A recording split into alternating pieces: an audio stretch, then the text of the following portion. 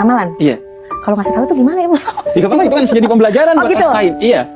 Karena banyak orang kan di ad-duha itu ujungnya dikatakan atas karunia nikmat dari Tuhan, maka ceritakanlah sebagai bentuk syukur kita, sekaligus referensi bagi orang amalannya ini. Makanya banyak ulama yang menceritakan amalan-amalan yang dilakukan.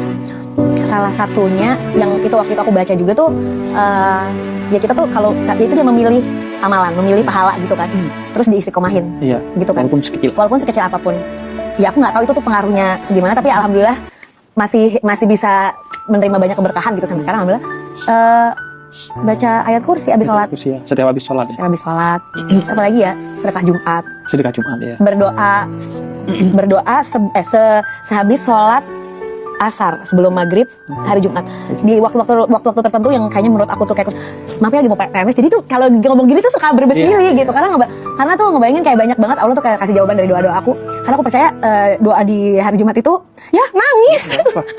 Kayak gini nih, ini tanda-tanda banget mau datang bulan nih biasa kayak gini. Berdoa di hari Jumat setelah sholat asar itu tuh salah satu yang Allah nggak ngabulin gitu. Jadi ya aku tuh kalau mau datang bulan tuh kayak gini nih saat PMS.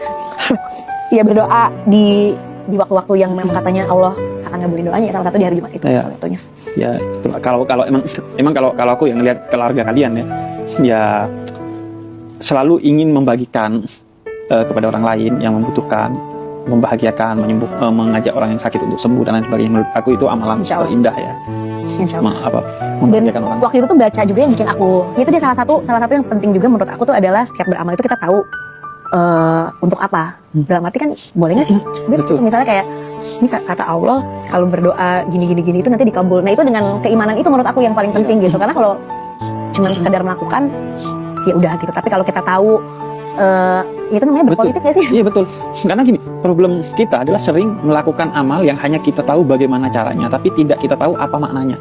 Sehingga masih ada gap antara kita dengan amal kita, dan itu bisa menimbulkan kesalahpahaman loh. Artinya, ya Allah, gue udah sholat kok gak kaya? Ya karena lu gak tahu makna sholat. Memang sholat bukan bikin kaya. Sholat bikin hidup lu bahagia, bikin akhirat lu baik-baik saja gitu. Ya memang seharusnya begitu. Even nungguin rewardnya pun pada batas tertentu memang nggak apa-apa. Walaupun nanti akan ke-upgrade bahwa itu bukan lagi soal reward dari Tuhan, tapi justru syukur kita atas karunia Tuhan yang telah lebih dulu diberikan kepada kita ya. Itu sih. Nah itu. Aku ingat tuh. Iya, karena itu amalan teladan, udah yang ngasih amalan emang udah sukses dengan amalan itu. Jadi dan itu layak dilanjut, itu tetap masih aku usahakan sampai sekarang gitu. Maksudnya masih diusahakan, mencoba untuk selalu istiqomah. Itu memilih apa yang bisa aku kerjakan gitu. Dan memang harus terus dilanjutin karena kan kita ingin setelah memiliki sesuatu yang dulu kita minta, ziyadatul khair, bertambah kebaikannya. Amin. Yang disebut dengan keberkahan ya dengan terus melakukan kebaikan yang menyebabkan sesuatu itu kita dapat ya. Agar ketika kita dapat ya kita jadi tetap baik-baik saja lah dengan apa yang kita dapatin ya.